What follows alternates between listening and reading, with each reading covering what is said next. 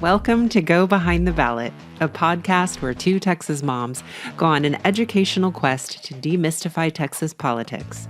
Join me, Nichole Abshire, and my co-host Claire Campos O'Neill as we deep dive into the most burning issues, hear stories from candidates, and offer hope in these challenging political times. Let's saddle up and go behind the ballot.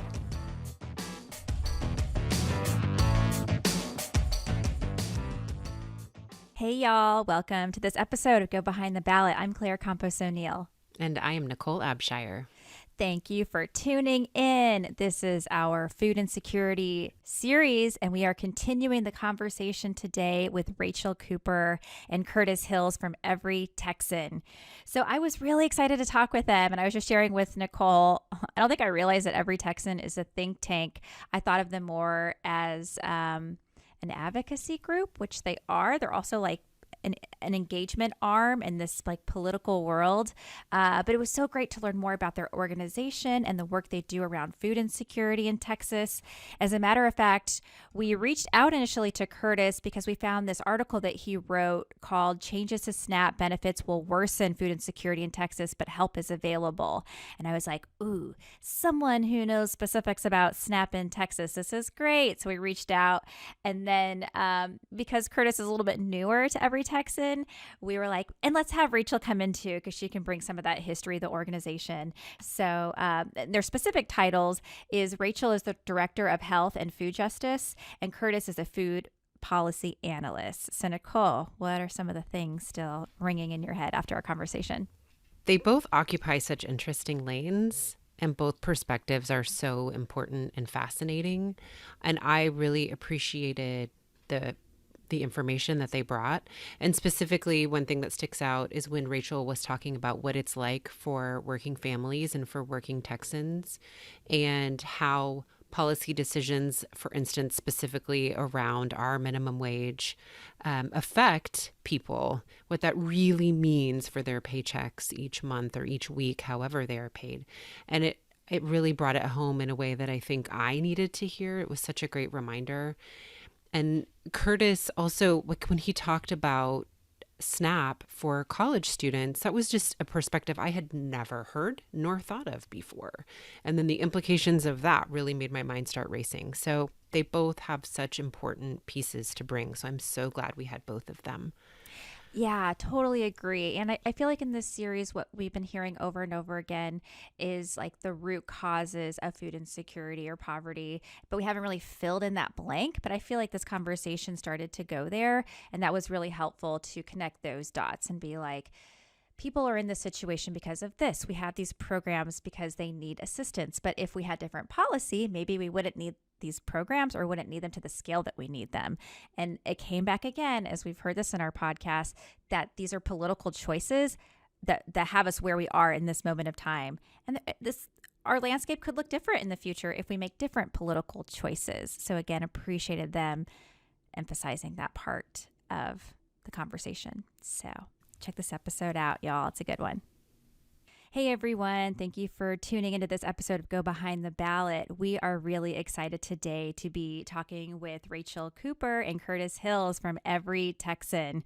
We are going to talk more deeply about food insecurity, specifically in Texas, some of the programs that we have that assists folks, some of the things that we like to see to do better by those most in need, and learn more about our incredible guests. So hello, Curtis and Rachel. Thank you for being with us. Hey, thank you for having us. Thank you. Yeah, we're so excited. Well, we always like to, before we get into like the meat of the episode, get to learn a little bit more about our guests and their connection to Texas. So we would love it if y'all could tell us, are you from Texas? And what was your upbringing like? Were you part of a family that was very political, or like, no, we don't go there? I am not from Texas. I'm from Mississippi, still the South, still a southern state. It is like Texas in like so many ways. I mean, Texas is larger, but Texas is very much like agriculture and Mississippi. You can't drive through Mississippi without seeing a soybean field. So I grew up on a farm in Mississippi. Was raised mostly by my granddad and my grandparents, my grandma too, So my history with just like work, like this work in particular, came from community organizing, and it was an escape from the farm. So every summer evening, I would work with my granddad on the farm, planting, and then in the fall there would be like a harvest. And I always hated being in the sun. Like I always hated being in the sun. So this work kind of came to me just via an angel at church who ran a community-based organization. So yeah, and as far as politics in my family, no, we didn't really discuss politics that much in my family. Aside from the news, my granddad watched the news every night. I mean obviously you have other platforms, so I don't tend to like tune into the news unless it's like on the web. But no, not at all. Not really. Yeah, thanks for sharing that. How about you, Rachel? So Curtis and I have very different starts. I was born in Jamaica, and Wow. my father was a politician in Jamaica, and but back then things got very crazy, dangerous, and so we had to leave, and so we moved to the States, and we moved around a little bit, and ended up coming to Texas back in 1981, um, to Houston. So, in many ways, I do consider Texas home, because I've been here since, junior high, basically. But yeah, politics was something we talked a lot about. My father loved to talk about politics, about race, about religion, about he just liked to like debate people, and that's kind of how I got drawn into the world of ideas and policy and how we could change things. Oh, yeah, I love that. I don't know about you, Claire, but I feel like we could spend a whole interview. I want to hear so much more about the ways that each of you grew up. Curtis, I'm fascinated by the idea of growing up on a farm in Mississippi. I know that you wanted to escape, but I just want to like pick your brain for every little piece of it. And then Rachel, my dad is from Barbados, which is in Jamaica, but still these island men who love to just engage anybody and everybody. I completely relate to that.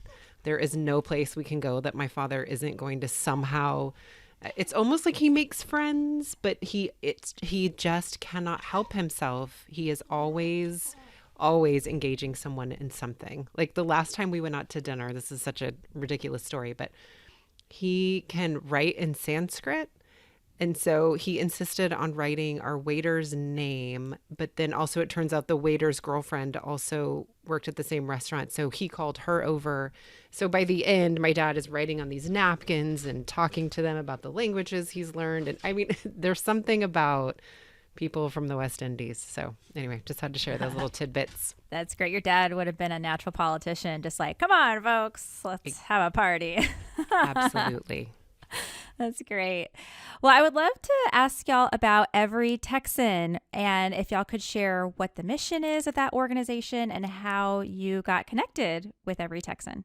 So every Texan, we used to be called Center for Public Policy Priorities, and we started out as kind of just a think tank, right? So we work on many of the issues that face Texans and low-income Texans specifically, like food and nutrition, healthcare, education, taxes, budget. And we still do those things, but now we're known as Every Texan. And we really try to focus on those things with a more of an equity lens and think about it through, that Texas will only succeed if all of its people succeed, and that where you were born shouldn't determine your future. That everyone should have an equitable shot, and so we try to do more in terms of engagement and not just be a policy shop. And so our team, Curtis and I, work together on the health and food justice team. And yeah, I came to it how did I get here? Uh, so I graduated college from University of Houston and got a master's at Northwestern. And I came back to Texas briefly and realized at that time there really wasn't much happening in the policy space where I thought I could fit in. And so I left and went to New York and then to DC to work. And then when an opportunity came to come back to Texas, I took it because my family was still here. And so, yeah, I've been back for the last 10 years. That's great. How about you, Curtis? How did you end up at Every Texan? Yeah, so for me, so just the whole nonprofit realm, I've kind of been working in my whole life. It did start from the farm, so like the escape, but there are a lot of issues going on in my community in Lexington, and so whether that was juvenile justice reform or whether that was teen pregnancy or environmental justice, so that those are things I found to be of interest to me. And luckily, there was a community-based organization in my hometown that was doing that work. So I got started with the nonprofit space like really early on. And I say I hated the farm, but through organizing and through just learning from people with way more wisdom than me, I found the connection between farming and community organizing and grassroots approach and civic activism and all of the work. So, but how I got to Every Texan kind of fell in my lap, right? I After college, I did a fellowship with the Congressional Hunger Center, and was working around food policy, working with community-based organizations. There was two parts of the fellowship. One sent me to Alabama to do grassroots work. The other sent me to DC to work with the Congressional Hunger Center directly to do work around food insecurity and college hunger. And so while I was ending that fellowship, the director told me that, hey, there's a position opening up in Texas. And at the time, he said that the person that was leaving was an Emerson fellow. Don't really know if that's what it was or not, but whenever I interviewed for the job, Rachel said she was looking for someone kind of with my expertise and also someone who had like a community outreach approach to the work. And so like I didn't have to add anything extra to get to Every Texan. It was just like it fell in my lap. I was the person Rachel wanted, and that's how I got here. Yeah, that's so great. It was the right place, the right time, it sounds like. I want to take just a quick pause and ask a question about Every Texan starting out as a think tank. Because on this show, we try to help people understand the different components that add to our government, whether it's like lobbyists or staffers, think tanks. Like, how do think tanks mix into the policy that we end up getting as Texans? Like, what's their role in this whole government scheme? Or I don't know if schemes are the best word, but you know what I mean. Well, I mean, when you think about it, right, there's so many different policies and so many different issues that no one legislator can or their staff can keep up. They cannot be experts in everything. So the folks who are experts in any particular policy area are either the agencies that have to implement the policies or folks like us, the think tanks, who can immerse themselves in it and understand it and then think about what do we want to see change? How would it work better depending on our ideological viewpoint, right? For our state or for, how can we maximize the program, better the program, whatever it is. Sometimes it's how to kill the program, right? And then so that that person, that analyst, then takes those ideas, writes them down, advertises them, goes to talk to the legislature, goes to, they become a trusted source that the legislator they will turn to for ideas and and seal of approval, or like, is this even legal, or so yeah, that's the space we occupy.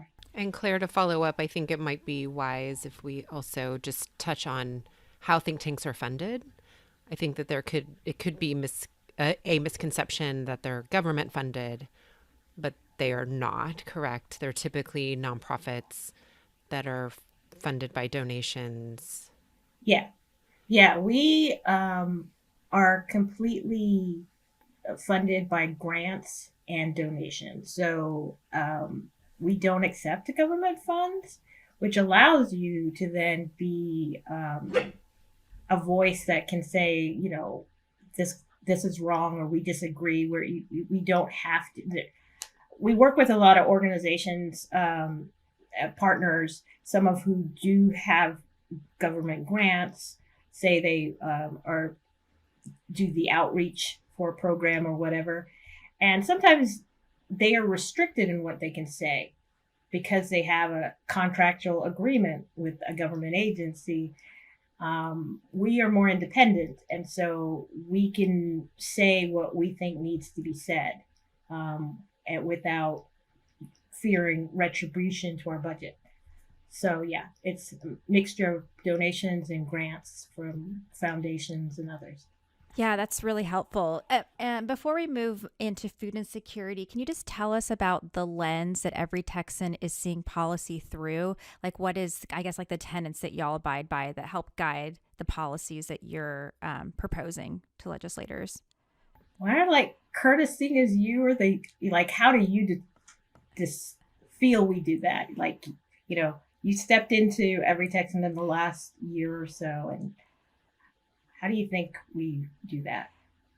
Yeah, I'm just curious, like what are sort of like the beacon? What's like the ideology behind Every Texan that is informing the policies y'all are putting forward? Like, because I'm imagining you think through things in a particular lens. Like, what makes up that lens? Yeah, I think when I first got to the organization was really policy focused, and as I've like been at the organization, a little bit over a year now, I see how the organization, even though like others may not like see it, I see it as like policy and community always have being connected within the organization. So the organization has always, I feel, kind of been connected enough to the community to where they know the issues that matter to people and kind of use this community focused lens, right? Like, so there are things that we're always going to work on when it comes to like food insecurity, right? There are going to always be issues around it. But I think, yeah, since I've come on, the organization has really used a community lens. I don't know that Rachel would agree with. I don't know how much Rachel would agree with that, but from the information Rachel has developed at the organization, and the information others have developed, I think the organization uses a community lens to kind of lead their work. Now, in the sense of just like direct community outreach, I think that's like our next step. But I do think the organization, yeah, uses what's going on with everyday Texans, like the mission says, to kind of lead the work that we're doing. Because if we're not in tune with what's going on within the community, then we really have no work to do because we really can't speak to the issues in a real way. I think maybe, I feel like, Curtis, maybe you're using the word community in a way that is like a shortcut, I'm going to guess, for your work and the people that you serve.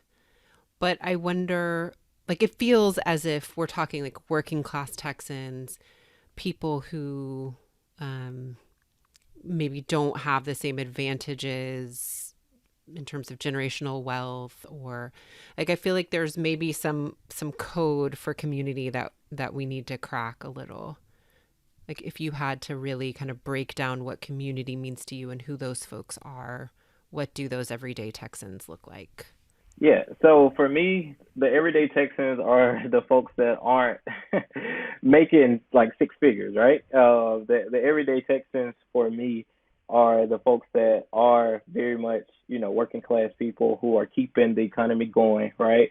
Who work their butts off to get the money that they do make, right? But still need a little bit of help.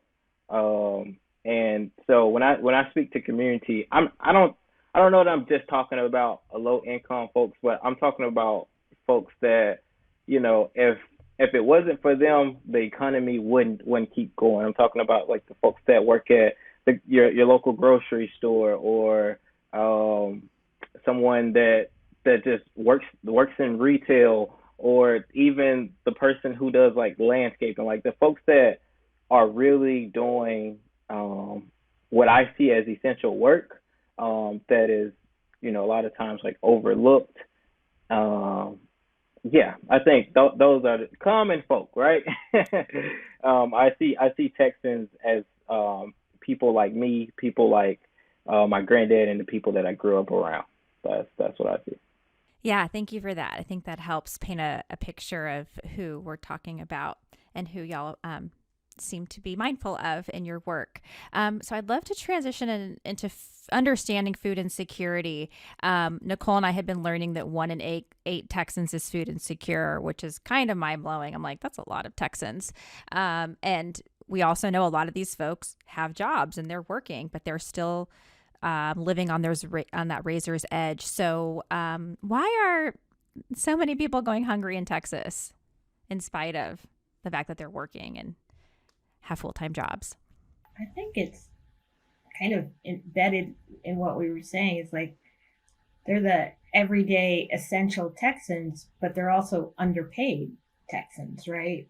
We kind of celebrate the fact that we're a low wage state. We have we are comfortable with the fact that we've never raised the minimum wage, that we don't guarantee benefits of any sort for folks. We've turned the right to work almost into the right to exploit folks. In terms of, we people can be working 30, 40 hours a week, not get health insurance, not get family, leave time, sick leave, vacation leave, not get a living wage. Like, we are comfortable, it seems, with paying people for an hour of their labor, hard, physically demanding work, less than it costs to buy a meal. So, I think about one of those groups of everyday people, right? We talk about folks who are disabled, but then there's the folks who take care of the disabled or the children, or the caretakers. We're a state our state government chooses to pay home health aides, taking care of the weakest, most dependent folks in our state, $10 and I think it's 13 cents an hour. That's our government. That's us paying that for an hour of somebody's time to save somebody else from dying, basically, right? And how do you then take $10 of 13 cents and then take care of your own children? The math doesn't work. So you got people who can't make ends meet on their own, and they have to figure out what gets paid this week. And a lot of times, the thing that they can't pay for is food. So they go to food banks, they cut meals, they pray to God their kids can go to school and eat at school. And, when any of those pillars breaks, like, as a parent, I'm happy when summer comes around, because I'm thinking more about, I don't have to worry about the school schedule, blah blah blah blah. But another mother might be thinking, how am I going to feed my child this week when there's no school lunch and there's no school breakfast, and every meal's on me, and there's no extra money for this. So those are it's intrinsically tied to income and our willingness to not pay people what they're actually worth. Mm-hmm. It makes me think of our conversation with Celia Cole from Feeding Texas, and something she kept saying was that hunger is a money problem. And I'm like, sure seems that way. And I've also heard that food is an indicator of other problems. It's like the check engine light. Like if you don't have food, there's probably a whole lot of other things that you're also like on that razor's edge with. So I want to circle back real quick because this caught my ear. Can you talk about the right to work and what that means and how that plays into depressed wages here in this state? So there's this lack of security, and that is okay with us, right? That workers shouldn't be able to demand or expect certain floors, right? Like there should be a floor. Your job, hopefully in a modern world, should be safe, be free of harassment, have some sense of security, and also just meet your basic needs to live at the bare minimum. But we don't do that as a political choice. And it all comes back to choices. They're all political choices. So the right to organize here it's much harder to organize here, or it's much harder for labor to exert their rights here than in other places. And that's a philosophical choice, an ideological choice, whatever you want to call it, but it has consequences. And people are doing the same job here as they could in another state and be paid significantly less for the same amount of labor, and or at least not have, even if it's not just cash, it's those other benefits that come along with it, right? Like healthcare, not having healthcare is incredibly expensive. We don't think about it that way. We think about healthcare as being, health insurance is expensive, blah, blah, blah. But not having it is even more expensive for folks. Mm-hmm.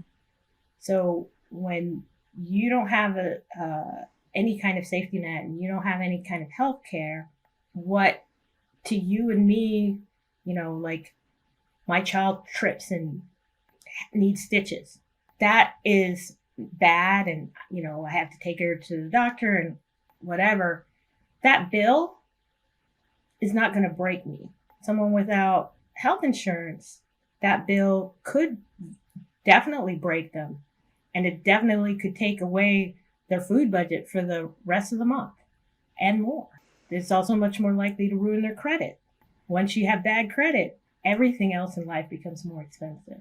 You need a loan to buy a car, you need a loan to do this.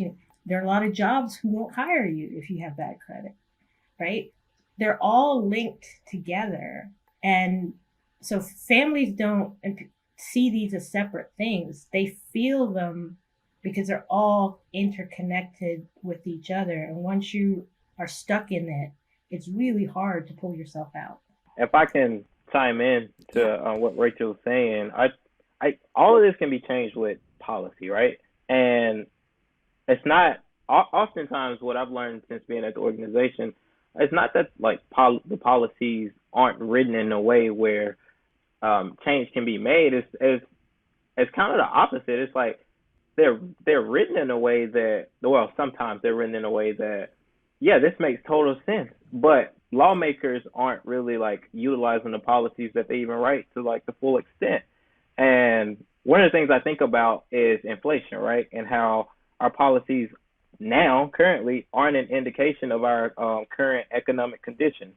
And so with everything Rachel just said, like these are issues that families have been facing for and a long time, right? But even more today.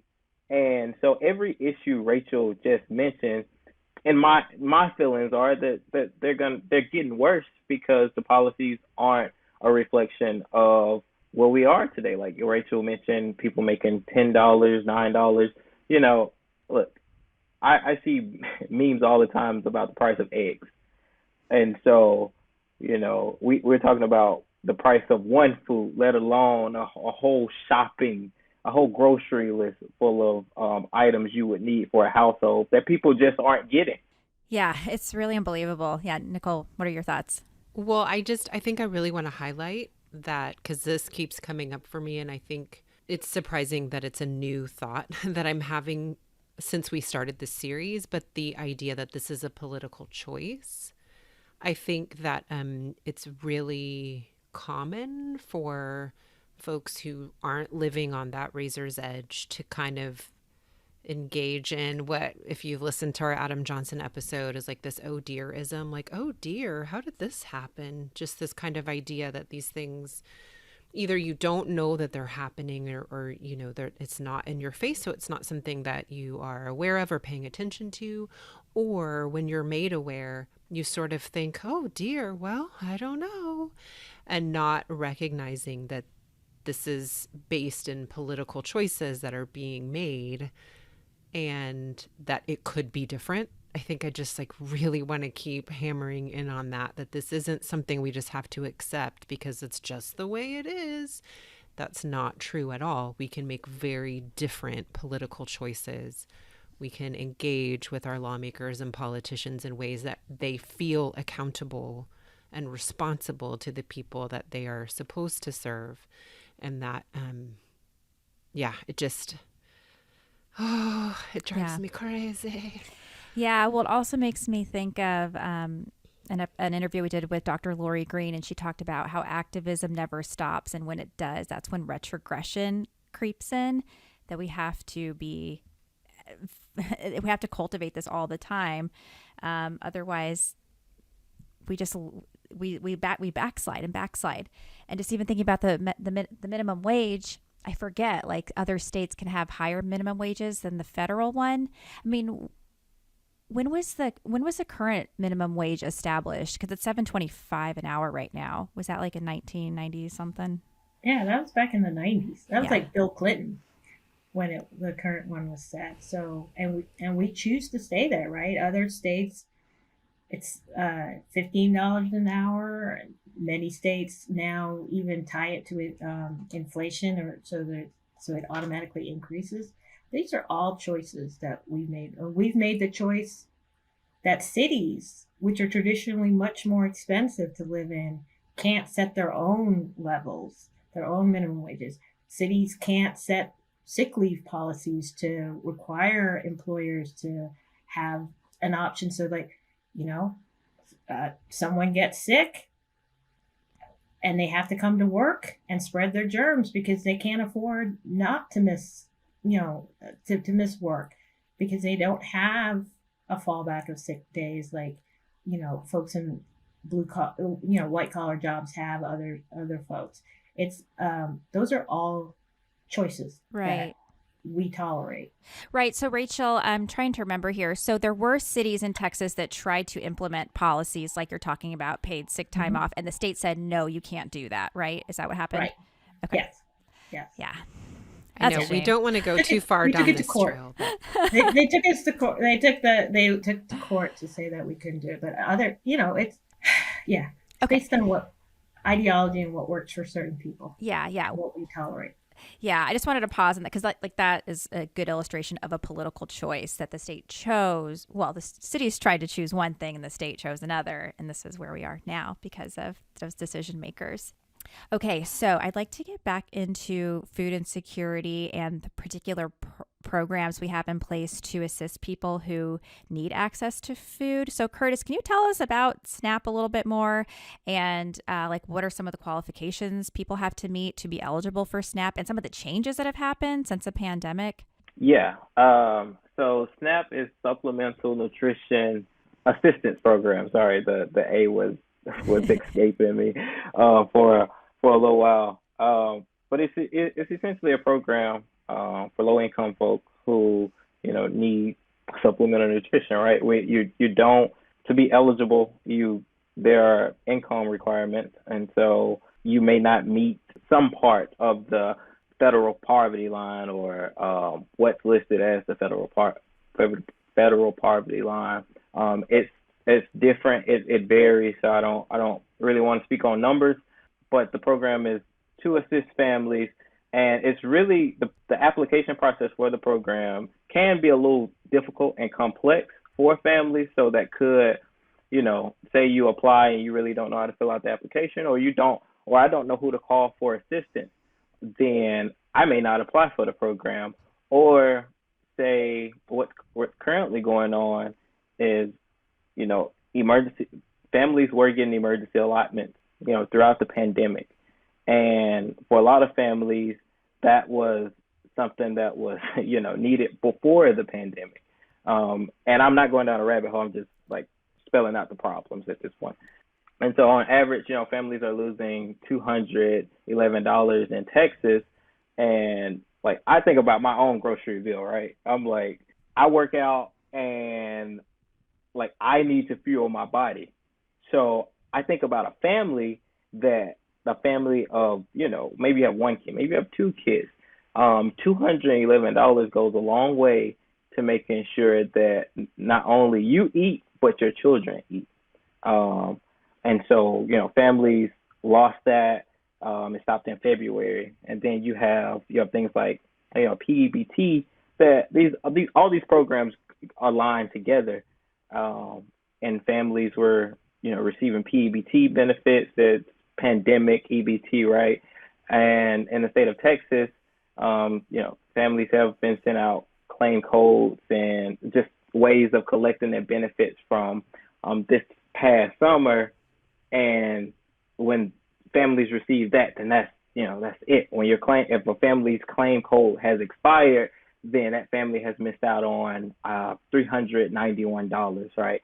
And so I think the problems with programs like SNAP is that, one, they can be very complex. The application process can be very complex. The outreach for those programs and explaining it in detail can also be very complex, not digestible for families. So it's hard to even understand if I qualify. Yeah, I had a third point, but it's escaping me. So I don't know if Rachel wants to chime in a little bit more. But I do want to end my point by saying SNAP is an amazing program if it's utilized in the way that it's intended to be utilized in, right? So if families are able to, get on SNAP and, stay on SNAP, it can be life-changing for their families. Unfortunately, there are requirements, and I'm sorry, can we edit this part? Because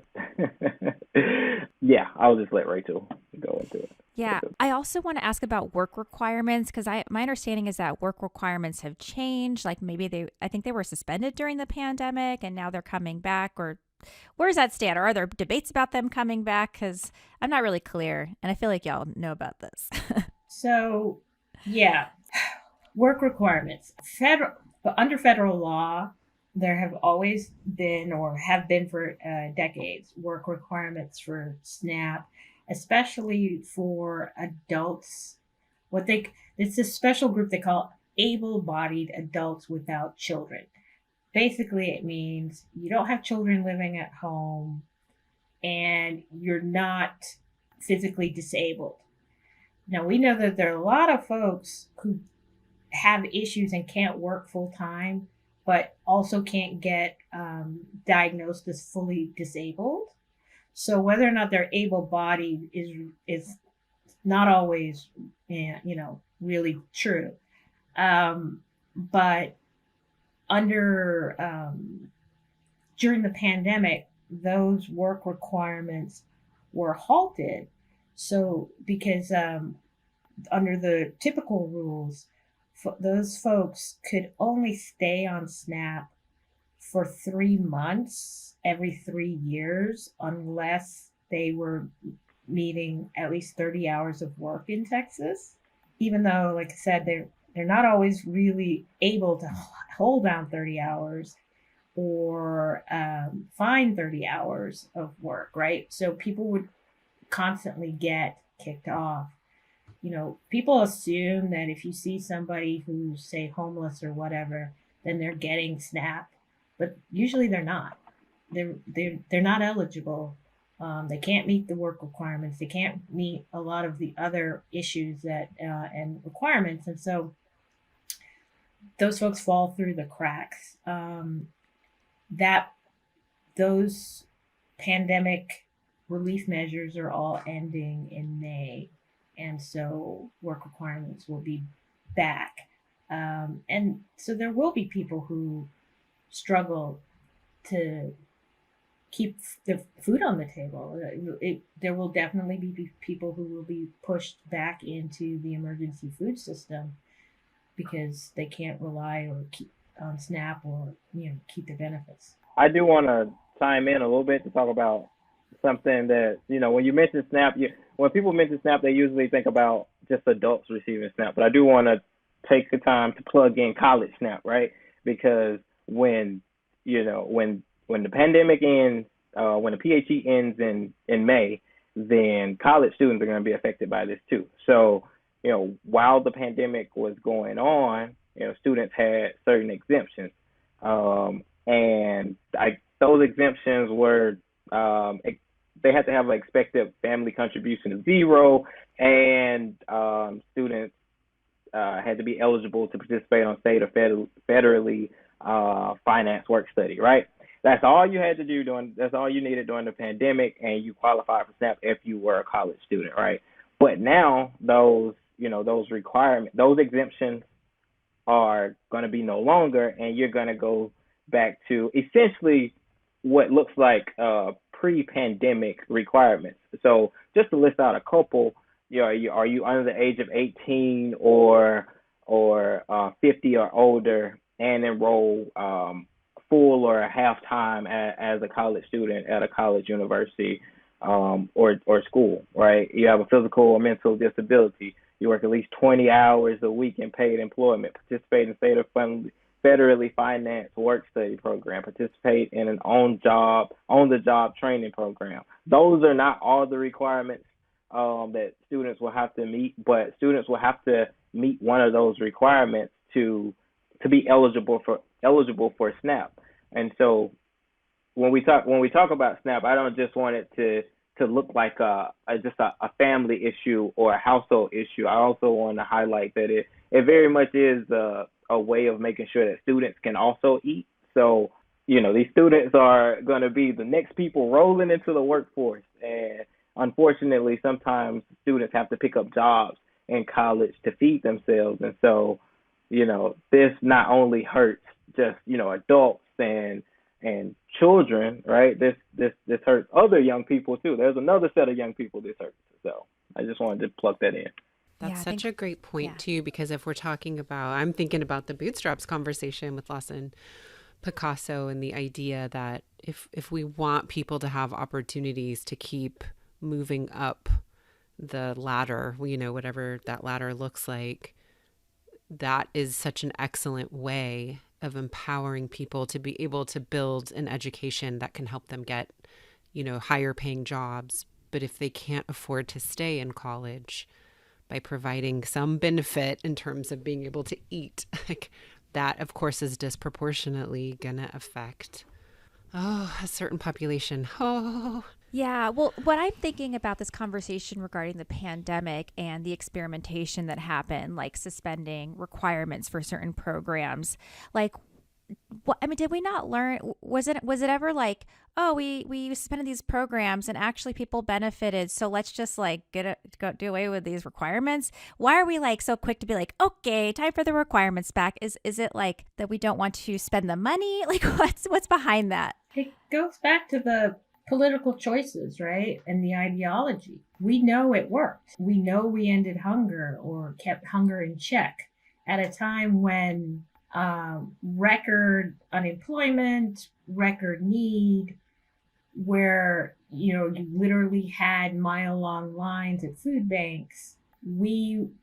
Government responded in new and innovative and amazing ways, and pumped a lot of money into the food system, which, let's face it, if you give money to people in the form of SNAP, that frees up other money in their budget so that they can do other things like pay their rent or pay school fees, whatever it is to keep the rest of their life functional. And the money that people do spend at supermarkets also gets turned over in local neighborhoods. Every county, every town benefits from SNAP because folks spend in the supermarkets, pay taxes, employ workers, the money gets turned back over into the local economy. So SNAP works. And so we saw that. We had other programs like Curtis said, Pandemic EBT, which was about literally giving parents cash on debit cards to replace the school meals kids were missing when the schools closed down. When the schools did reopen, we made school meals free for every child in the country. We didn't ask for paperwork. We didn't, income, none of that. Every child eats because every child needs it. That's what we did. All of those things have been tremendously successful if your metric is ending hunger. And if that's what you prioritize and you believe that that's an important thing, then all of those things are worth the investment. I think that one of the reasons we're rolling this back, and this isn't new. This happened after the Great Recession too. There was a response from the hunger community and government to try and intervene and keep down hunger, and then that not only disappeared, the programs were attacked for functioning too well, because then the metric was, well, we spent too much. We didn't spend too much. We spent what was needed. But, the programs did exactly what they were supposed to do, grow to respond to need. And then when the need disappeared, the program enrollment drops and the amount spent drops. But the attack was that these people were, remember, takers? They were makers and takers. And the folks who needed these programs were takers and somehow abusing the system. And then this time around, it's all about, well, it's no one wants to work because we're giving them too much benefits, too much food, basically. So if we stop feeding them, this is literally how it sounds to me. Stop feeding people and they'll be forced to go work for substandard wages. that's literally what you're saying, right? Not that people can't work or people need more, but that if they don't want to take your $9 an hour job, it's because they're lazy, versus they don't want to take your $9 an hour job because it's crappy. That's the argument, and that's, I think that's part of the attack on SNAP. Yeah, it's really interesting to me because I think about the people who are having these conversations and making these policy. It's like, if you were in that position, would you do that? And if you wouldn't, then maybe you shouldn't be putting that forward if you yourself wouldn't walk that walk. As we're wrapping up, I want to circle back to Texas. Nichole and I talk a lot on the show about how we have a $32.7 billion budget surplus. The comptroller, Glenn Hagar, has said this is a once-in-a-lifetime opportunity for investment. What are some of the things that every Texan would like to see this money go towards to help support those Texans that really need it the most? I think different people at Every Texan would give you different answers. We definitely want to see more going into public education. School systems, invest in our kids, invest in higher education. Those are all critical. We would also like to see investments in health and food. Thankfully, at least on the food side, most of the money is federal. There are other states, though, that choose to put state money into ending hunger and to make sure that all kids are fed. Make sure that There are states that actually have programs for undocumented folks using state money to make sure that they don't go hungry. Those are all choices that we could be making. Better health care, Medicaid, expanding Medicaid, even though that wouldn't cost us much, because the feds would pick up the tab for most of it, but we refuse to do that. Better schools and just better investment in our people. We'd like to see paid family leave as an option for folks. Yeah, those are some of the big things, but to put the people's needs first, we have this whole people's budget idea, and like that you should be investing in the real people and the real needs of people, and making sure that Texas isn't just a great state for business. How about we try being a great state for people? We're not there. We talk about, oh, we're number one in new businesses or low taxation, and we don't talk about how we're number one in uninsured Texans, and or number five in hungry people, or or one of like we're 43rd for children to grow up. I mean, we don't talk about those, but that's Texas too. Yeah, you want to add anything, Curtis? Yeah, I think for me, I'd say specifically, of course, this is piggybacking off of Rachel, but I have two specifically, which is education and food, right? Because I feel like most problems can be solved if you take care of those two. All right, you make sure that students are receiving a quality education, and you make sure that. So I hate to use the word looking for alternatives to SNAP, because you can take that language and switch it into, oh, we don't need SNAP, but that's not it. I think more or less what I'm saying is, there are other ways to explore ending hunger and ending food insecurity, and so I would like to see money spent in exploring alternative options. So that doesn't mean, people will say that means, oh, you're giving people more, so you're making them lazier.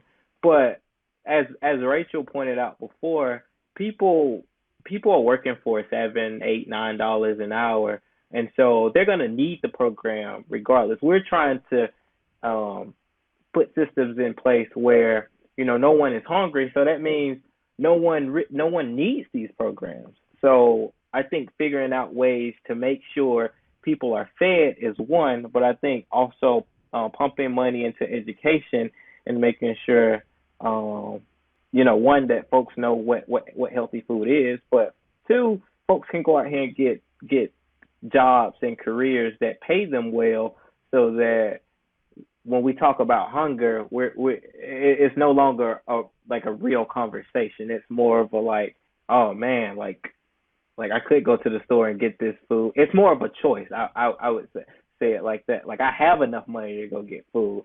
I'm just not going to get food because I have enough money. Wouldn't that be a great problem to have? I really appreciate y'all mentioning education. I was actually thinking about this, Curtis, and you're talking about inflation. I want to say the basic allotment in Texas is it's like a little over $6,000, but I saw a presentation by a CFO recently for a school district, and he said, but actually when you count for inflation, it's like $5,700. And it's like, oh my goodness. So really you have less money because inflation. So you have to do more with less. And that's already not a lot of money as it is. So yeah, it's unreal that we just starve our public school system, and hopefully some changes will happen there. But Nichole, I want to ask you, do you have any final questions before we move to the attention mentions? I don't have any final questions. I'm so grateful for y'all's perspective and time, because I feel like I just keep kind of building my understanding of all this. And if I had kind of one conclusion, it feels as if when we're thinking about these policies, what would be so amazing is if lawmakers and people who get to pass policy would talk to folks like you guys at Every Texan who understand the complexities of it all and listen to your input and what you have to say, because there's a lot to consider that unless you're on the ground floor of it, you wouldn't know what matters and what works. And so my hope would just be that our lawmakers would listen to the folks who are on the ground with the people who need these services. Yeah, thank you, Nichole. I love that. Okay, we're going to move into our tension mentions to conclude the show, where we just mention something that has our attention. So it can be a show you're watching or a podcast you're listening to or a book. And I'll go first since I was thinking about this morning. For y'all who listen, you know this about me, but I'm a podcastaholic. And I was listening to The Daily, which is a New York Times podcast, and they had an episode called A New Child Labor Crisis in America, which is kind of relevant to this conversation. There's been a lot of investigative journalism recently about children who are working in terrible conditions, migrant children specifically, like meatpacking plants and factories. It's just like a variety of problems that's led to the situation where migrant children come to the border because it's easier for them to cross. They will end up with family members or whoever's their sponsor. They will work these jobs that are very unsafe because they feel obligated to return money back to their families. And there's terrible consequences that are happening. So this podcast really brought that awareness to me. And I think the reporting is bringing awareness to the nation, but it's just unreal, talking about political choices that this is sort of happening. And it shouldn't be happening, and we can stop it, but we have to know that it's there and then pressure our lawmakers to do something about it. So really interesting. Another, box to open and learn about. But yeah, that's what I have. How about you, Curtis? I'm just going to call on people. Yeah, I'm gonna pick my TV show, right? So in my downtime, I don't watch much TV. Not because I don't have time, just because I just don't sit down and watch much TV. But I think the Bel-Air. I was about to say the Fresh Prince of Bel-Air, but that's the old one. Bel-Air is something that I really be getting into because of its depiction of the black family, right? Like most of the TV shows I watch that are black centered, have a lot of violence, and for me, if I see something, I believe I can be that thing, right? And especially if someone looks like me. And so I just think about the kids that are growing up now, and I mean, I still feel like a kid myself, right? But if I see a successful dad that's running for political office, but also this great husband, and also this great just overall family man, I think that does something for me. As a black man, just seeing a different family dynamic. So shows like Bel-Air, and I mean I really can't name any, but Bel-Air is the one that sticks out to me that makes me think, oh yeah, this is really good content. Great. Where can we find that? Peacock. Okay, nice. Thank you. How about you, Rachel? Because of the stuff I do at work, I tend not to have the mental energy to do anything too draining or thought provoking usually. So I tend to watch a lot of just YouTube videos. So random, 1 minute it'll be interior decorating, and then next it'll be a music video, and but mixed in with history and politics and stuff. So I did see one the other night. It was in the Economist, magazine I used to really like, but I don't have time to read The Economist. They have the longest articles known to man. I don't have time for that. But they had an interesting one about is raising children worth it? And it was all about, how so many folks are now either childless or having fewer kids, and it's worldwide. And, the economic choices, again, and policy choices that make it so hard to have kids and so expensive to have kids. And I found that, I've been listening to a lot of related material to that issue lately, because I see the change happening with a lot of the people I work with now. Younger folks are choosing to be childless, and it's just it's a massive shift happening. Mm-hmm. Kids are expensive. I can't believe what I pay in childcare. But what are you going to do? It's I got to go somewhere during the day. Exactly. All right, Nichole, close us out. Okay, well, I will share that I've been listening to Beyonce's album Renaissance. That was inspired by going to the drag performer Shangela's show at the Paramount. She closed up with this really amazing number that was a little bit of a lot of the songs from Renaissance. So I was like, okay, let me go ahead and buy the album. I bought it right after, and it is just the best to listen to in the car. I know I look crazy as I sing and do all kinds of crazy hand motions. So, yes, Beyonce's Renaissance. That's great. Nichole, I want to see these crazy moves one day. It's not cute, but it's very fun. That's how it should be. All right. Well, thank you so much, Rachel and Curtis. We appreciate your time and for you explaining more about Every Texan and the super important work y'all are doing. So thank you for being with us today. Thank you. Thank you. Thank you, everybody, for joining me, Nichole Abshire, and my co-host, Claire Campos O'Neill, on Go Behind the Ballot.